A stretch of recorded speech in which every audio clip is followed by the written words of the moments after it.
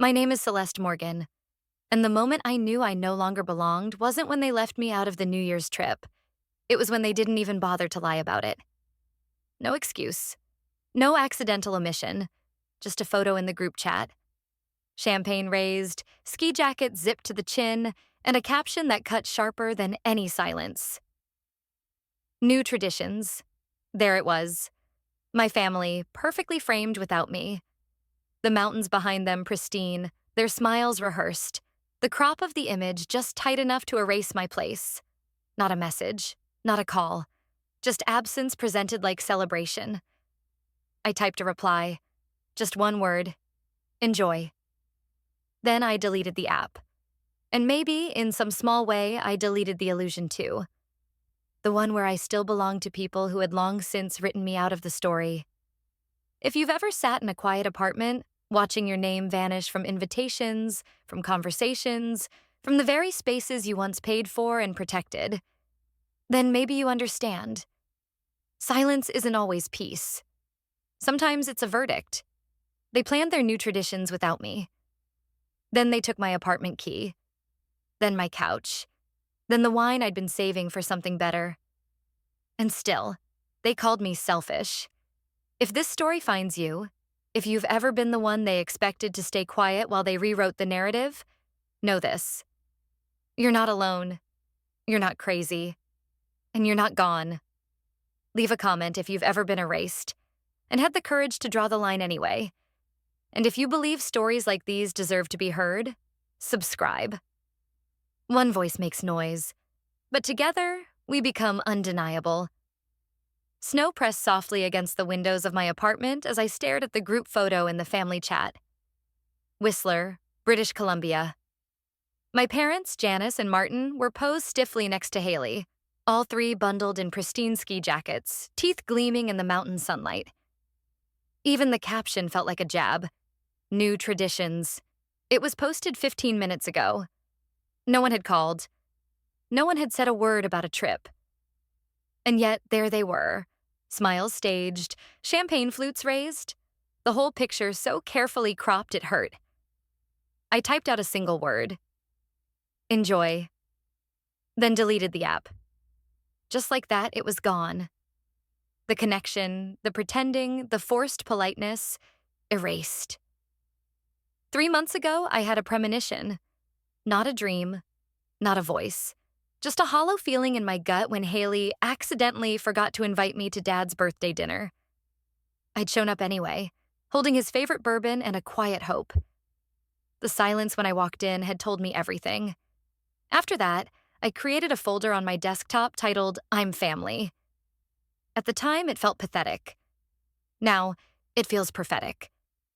I opened it again.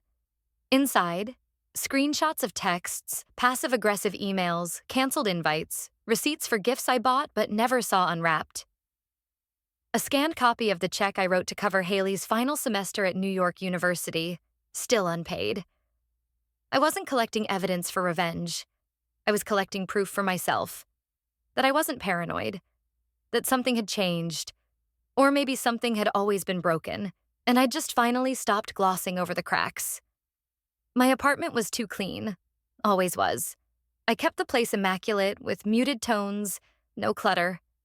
It was the kind of space that could pass for a hotel room if you took down the framed diploma and the one photo I still kept. Me and Haley at the beach, aged 12 and 9, covered in sand and watermelon juice. She was clutching my hand like she needed me. I used to look at that photo and I forgot why I kept giving. A sharp ping drew my eyes to my inbox. Subject line. Duplicate key request, Unit 4. D, my unit. Hi, Haley, per your request. Here's the duplicate key to Unit 4D. We've left it at the leasing office under your name. Let us know if you have any trouble accessing the unit. I reread it twice, each word hitting like sleet against exposed skin. Haley Morgan. Not me. My apartment. My name nowhere. I stood, the floor cold through my socks, and went to the window. The streets were quiet, soft flakes drifting under amber streetlight.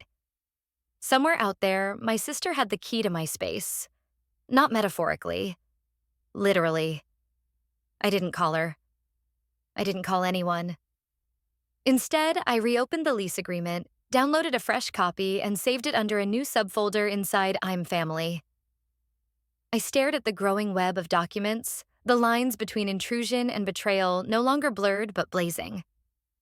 Then I opened Haley's message in the group chat again. Don't worry about Celeste. She doesn't even like snow. The words turned brittle in my mind. I had liked snow once. Before it became the thing they used to pretend I wouldn't want to come. Downstairs, a door slammed. I froze. Then slowly closed my laptop, the air around me colder than it should have been. I locked my door, twice, and drew the curtains. My hand didn't shake. It just lingered on the deadbolt a second too long. Somewhere, the gap between silence and strategy was closing. They took my vacation. Then they took my home. It was almost midnight on December 29th when I opened the apartment's hallway cam footage. I hadn't checked it in months. Not since I stopped believing anyone in my family would bother with boundaries. But tonight, my intuition screamed. There she was. Haley, waltzing into my building with a suitcase in one hand and a paper coffee cup in the other, entering my front door like it belonged to her. She didn't hesitate. She didn't knock. She typed in the code I hadn't changed in 2 years. A code I once gave her when she claimed her dorm's heating had failed and she needed a safe space for a few nights. The footage was time-stamped. Yesterday, December 28th. She had let herself in while I was at work. I paused the clip, took a screenshot of her dragging her beige suitcase over the welcome mat I had bought last fall. Then I dragged the file into the I'm Family folder, now upgraded with a new subfolder, Unlawful Entry. I didn't cry. Instead, I walked into my own bedroom, flicked on the lamp, and noticed what was missing. The lavender candle, the fleece throw, the coffee table book on Scandinavian architecture. Small things, but mine. I called Mom. It rang, then rang again, then voicemail. I sent a text. Hi, Mom. Just a quick question. Is Haley currently staying at my apartment? Seen. No reply. I copied the video clip and attached it to a new email addressed to Daniel Klein, a lawyer I had met at a tenants' rights workshop 2 years ago. The subject: unauthorized entry, tenant breach. I added a short note. Hi, Daniel. Can we talk in the morning? My sister has entered my apartment without permission. I have security footage. I clicked send. Then I opened Instagram. I didn't follow Haley anymore, but I knew her handle. And her ego. Her story had just gone live. A slow pan of my balcony. Fairy lights blinking, snow dusted across the railing, a half-empty bottle of Prosecco on the table. Her caption read, "Chilling before 2024. I knew that bottle. I knew that view. My hand hovered over the screen. For one insane second, I wanted to reply. I wanted to text. You don't get to do this. You don't get to live here, smile there, pretend none of this matters. But I didn't. At 1:12 a.m., Daniel replied, You have grounds for legal action. She has no tenancy rights. You can block access immediately. Draft a formal notice. I can review it before delivery. I pulled up the lease, highlighted the clause on unauthorized occupancy. Then I wrote, Dear Haley, as per the lease agreement and current state law, you do not have legal rights to enter or remain in Unit 4D. You are hereby asked to vacate the premises within 24 hours of receipt of this notice. Continued presence may result in civil action. Celeste, I signed it, sent it to Daniel, then changed the door code. The next move was mine. I uploaded a 15-second video. No words, just Haley. Asleep on my couch, face half buried in a pillow, one leg curled like she owned the place. I didn't include sound. Didn't tag her. I simply wrote, This is not love. Then hit post. By morning, the damage had started to ripple. Haley's new story was a selfie video. Breathless, confused. So, does anyone know why my key suddenly doesn't work? Beneath it, the comments poured in. Wait, that's not your place? I thought you lived in LA? Didn't you say you bought a condo? I refreshed once. Twice. Then my phone buzzed. Daniel. They've started calling the press, he said. His voice was firm. I suggest you don't respond to anything directly. From now on, we speak for you. Good. Let them wonder. I closed the curtain, turned off the phone, and made myself tea in the quiet that was, finally, mine. They called me selfish, after they stole what was mine and expected applause. The city was winding up toward celebration. Fairy lights blinked along Pearl Street, storefronts had countdown signs taped to their windows, and every conversation in the coffee shop downstairs buzzed with plans. Rooftop parties, ski trips, new beginnings.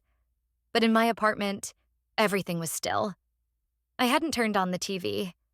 I hadn't opened my curtains. I didn't need noise to feel power. I remembered last year's Christmas when my mother had looked over the table, smiled at Haley, and said, "We should keep it small next year, just the immediate family." She hadn't looked at me, and I'd sat there, wine in hand, wondering, what am I then? An accessory? An afterthought? Or worse, nothing? This year, I wasn't waiting to be erased. I was drawing the lines myself. At 9:47 a.m., I sent the formal lease enforcement letter Daniel had reviewed. The subject line read, "Termination of unauthorized access. I CC'd the property manager." The message was crisp, legal, indisputable. My unit was now locked to every Morgan but me. At 10:12 a.m., I uploaded my second video. It was only 10 seconds long. A slow shot of the inside of my refrigerator. Empty shelves, save for one takeout box and a single apple. The caption read, "They left me out. Now I leave them out." No rage, no explanation, just silence and the sound of frost humming behind plastic. I didn't expect what happened next. By afternoon, the video had been reposted by a mid-sized TikTok creator known for social commentary. She didn't tag me. She didn't even know who I was. But she said something that made my phone buzz until I had to turn it off. This is the softest act of war I've ever seen, and I'm rooting for her. It went viral in under 6 hours. Suddenly, strangers were debating inheritance, sibling boundaries, housing rights. Some praised me. Some speculated. Most didn't know my name, and that was how I wanted it. Daniel called. "You've made an impression," he said dryly. I stared at the screen. My mother had called 5 times. My father, twice. Haley had left a voice note I didn't listen to.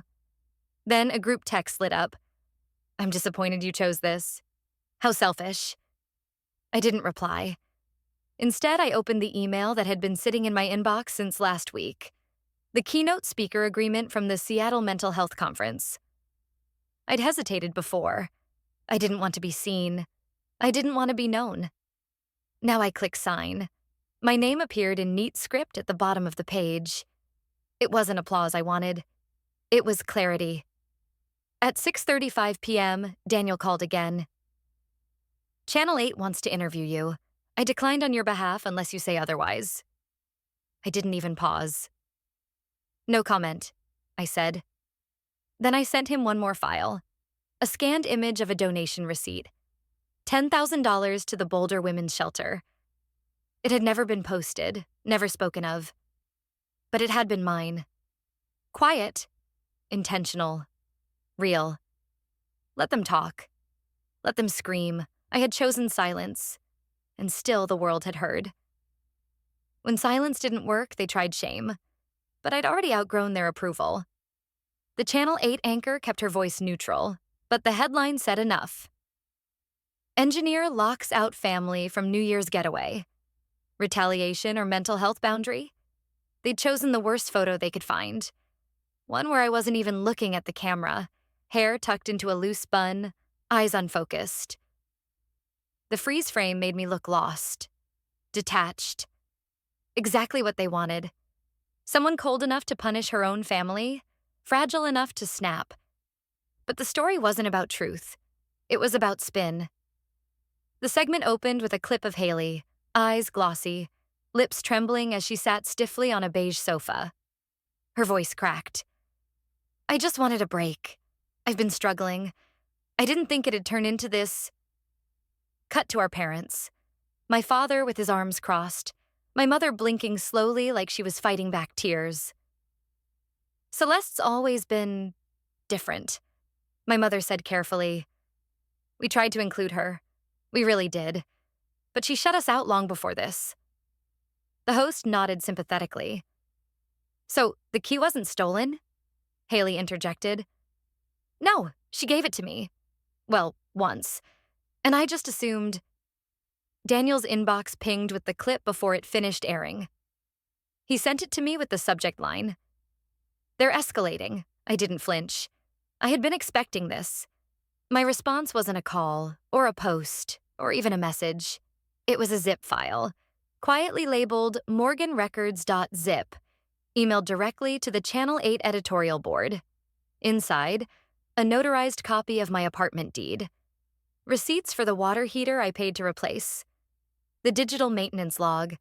And a voice memo dated 9 months ago where my mother said, "It doesn't look like our family, does it? It looks like someone else's place."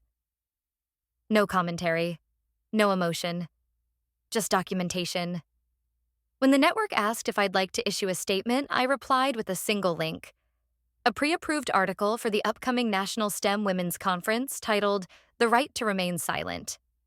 Boundaries, autonomy, and the myth of ungrateful daughters. It didn't name names. It didn't mention New Year's, or Haley, or Whistler. But it asked one question.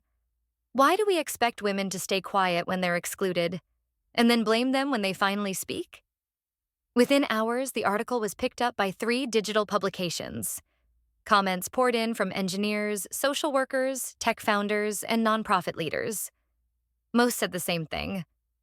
This could have been me. That night, Ruby Myers called.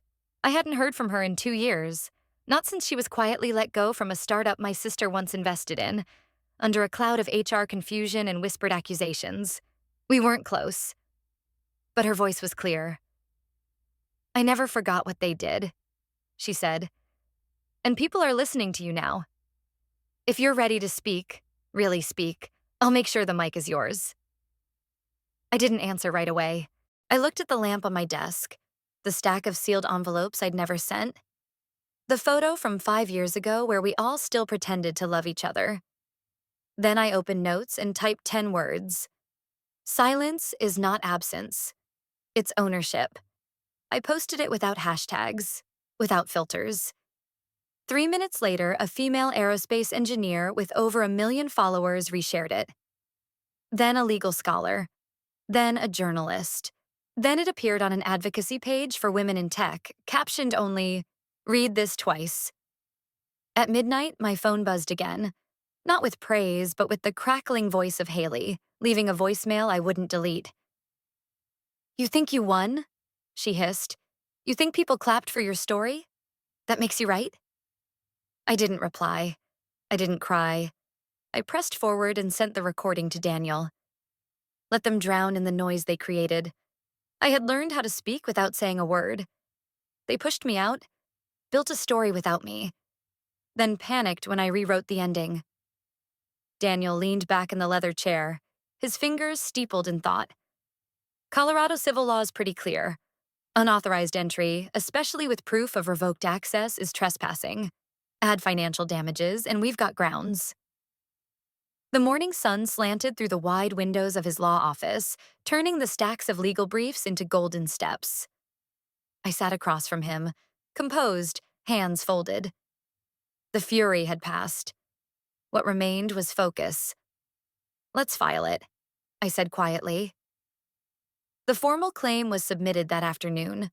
Violation of private property, damages to utilities, and trespassing against Haley Morgan. Included was a time-stamped copy of the lease, photos of a torn couch, and most damning, video stills showing her laughing on my balcony after the notice had been served. That same evening, Frederick knocked on my door. He looked sheepish, holding a thermos and wearing an old wool coat that smelled like cedar. "Didn't want to intrude," he said. "But I saw your sister tear up some kind of letter the other day. Threw it straight into the bin behind Building C. I blinked. You're sure? Positive. His eyes met mine, and I'll say so under oath if it comes to that. I nodded. Thank you. He hesitated. You were always polite to me. That mattered. That night, Ruby called. Ready to take this national? She asked. I heard the clicking of a keyboard behind her. Yes, I said, but not as a sob story. Perfect? Title? I didn't pause. Inheritance is not entitlement. The piece published in the Denver Times on January 6th. It began with a quote. Family doesn't mean you're owed anything, especially if what you claim to love is what you're willing to steal. The article laid out everything, without names but with unmistakable clarity. The utilities I paid for, the roof I replaced, the loneliness, the systematic exclusion, and finally, the trespass. Screenshots of the article flooded X and Threads. A still from Channel 8's earlier piece was paired with one line from my essay. They said I was selfish. I said, prove it.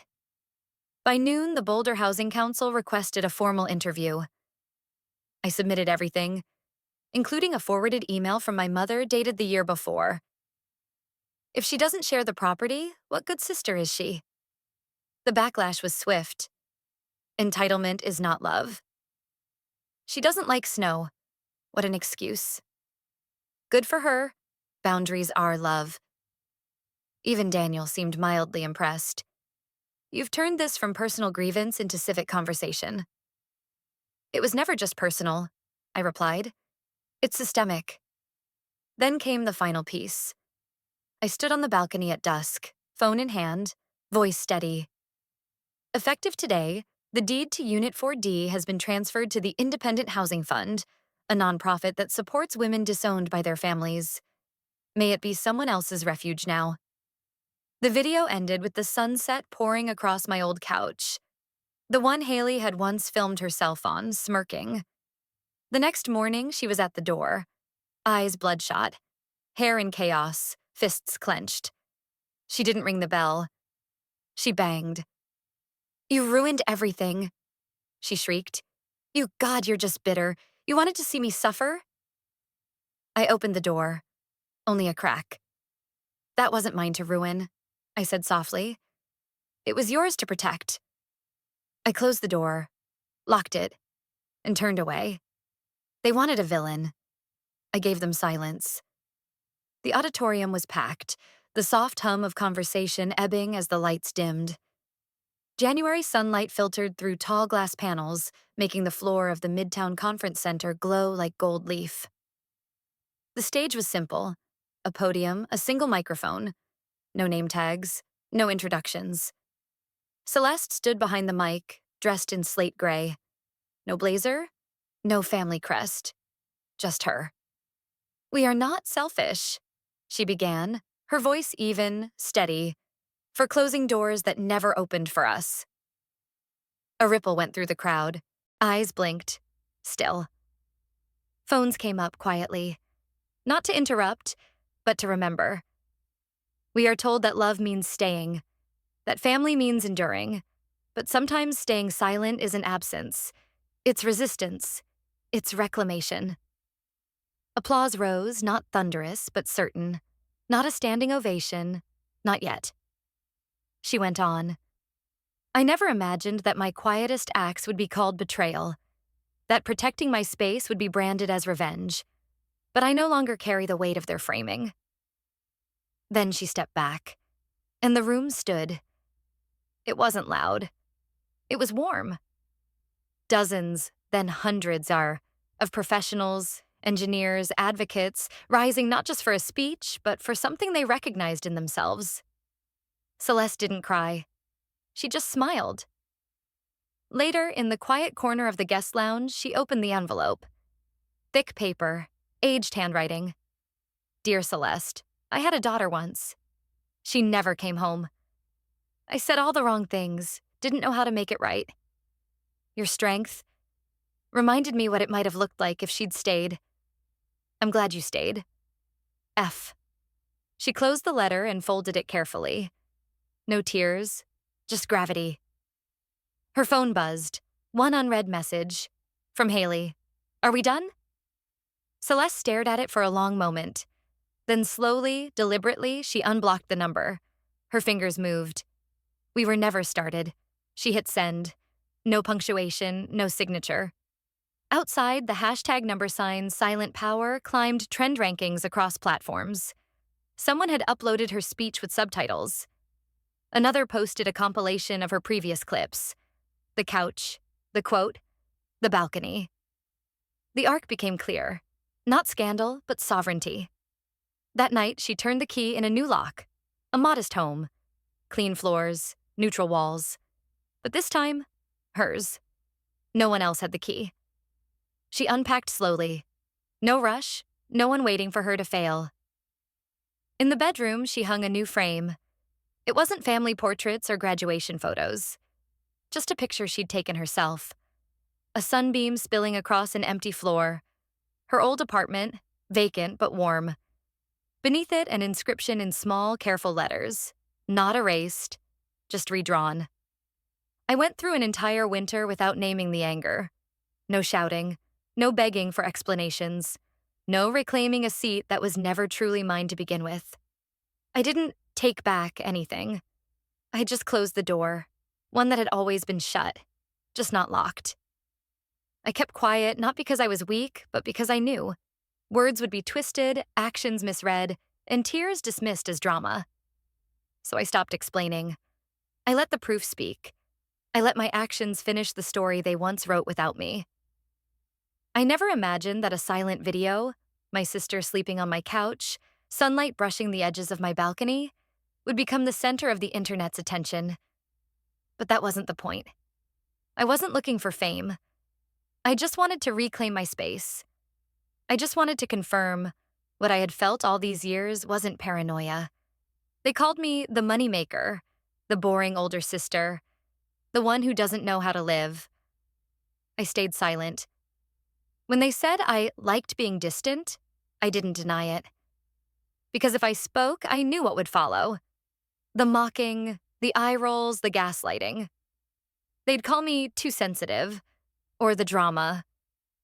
But now, when they found themselves locked out of the apartment they invaded, and when the media refused to take their side, they suddenly called me the betrayer.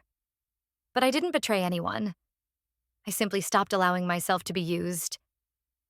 I used to think justice meant courtrooms, lawyers, and verdicts. But it turns out justice can be a single email, a legal clause, a timely signature. I didn't need to scream that I'd been hurt. I just needed to act. I didn't have to prove I was worthy. I only had to assert that I existed. When I transferred the ownership of the apartment to the Independent Housing Fund, an organization that supports women abandoned by their families, I didn't do it for applause. I did it because I needed to know that a place once used to erase me could now help others heal. It was quiet justice. The kind that doesn't make headlines, but leaves permanent change. Haley screamed at my doorstep that I ruined everything. But I didn't. I just stopped holding what was never mine to carry. And I shouldn't have been the one expected to carry it. I used to fear solitude. But now I understand. Some silences are the purest forms of freedom. I no longer keep family photos out of obligation. I no longer attend dinners where I must shrink to keep the peace. I no longer wonder whether I belong. I've learned I do. Just not where I was told I should. In my new home, I hung one final picture.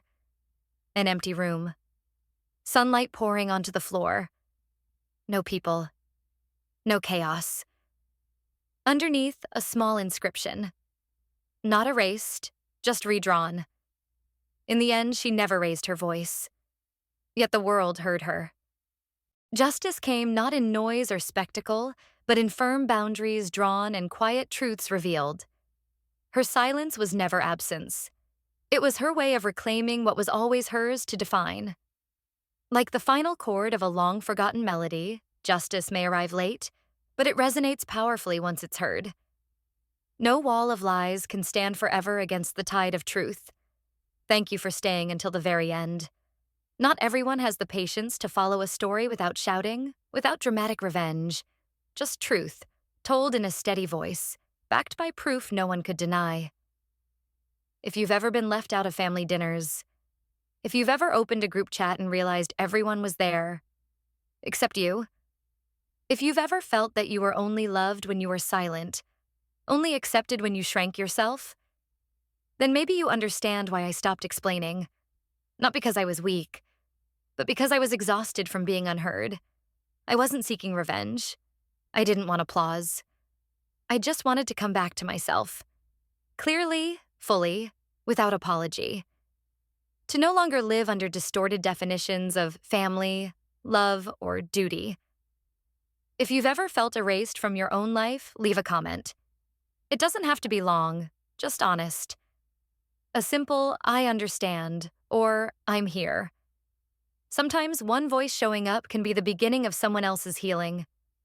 Subscribe if you believe silence has a voice. If you believe justice doesn't need to shout. If you believe that setting boundaries is not cruelty, but a form of self-love.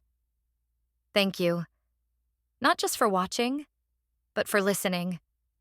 For holding space for someone who was once written out and who finally stepped back in. Not with bitterness, not with vengeance, but with truth. We don't have to scream to be heard. We just have to stop erasing ourselves from our own stories.